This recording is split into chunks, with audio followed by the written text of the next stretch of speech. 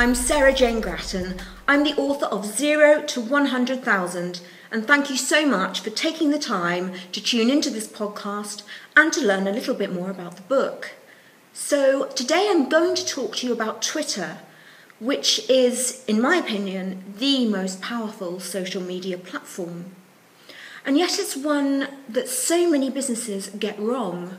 So where are they going wrong? And how can you use Twitter to build a strong, dynamic profile that will result in your receiving, over time, a number of followers who will become your brand ambassadors? The book will show you how, but I'll give you a few key pointers now. And the first one, and it's where a lot of businesses go wrong, is not using Twitter to listen. Now this seems strange, and in the book I always say, listen first, engage second. And Twitter is a great listening tool. Using the search feature on the main Twitter homepage, you can search for your brand, your competitors' brands, your customers, anybody who's talking about your brand or who is in the market to buy your products or services. You can find them all on Twitter by doing keyword searches. So this is a great way to tune in to what other people are saying about your brands and your competitors' brands.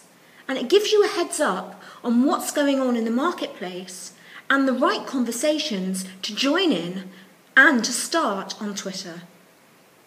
Secondly, a lot of people aren't aware of how important it is to share information on Twitter.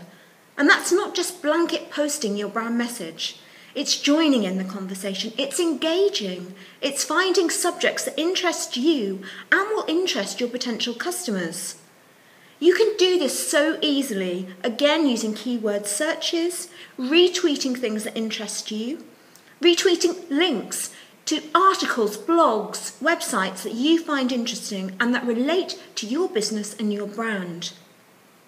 Later on, as you start to gather your following, you can incorporate links to your blog posts, your web page, special offers that you're doing, keeping them relative to the content that's being thrown out there on Twitter, and keeping it relevant to the kind of content that will add value to your customer base. And lastly, I mentioned Twitter lists in the book, and Twitter lists are a great way to segment and fine-tune your Twitter community into groups of people that have special meaning. Maybe your customers are in one list. Maybe recommendations for your product can be actually another Twitter list. Competitors and other brands that interest you within your marketplace have to be another list. So use Twitter lists to build your community, to fine-tune your community, to find the influencers in your community, and join in the conversation. I hope you found this podcast useful. Thank you so much for watching, and I do hope you enjoy reading the book. Thank you. Bye-bye.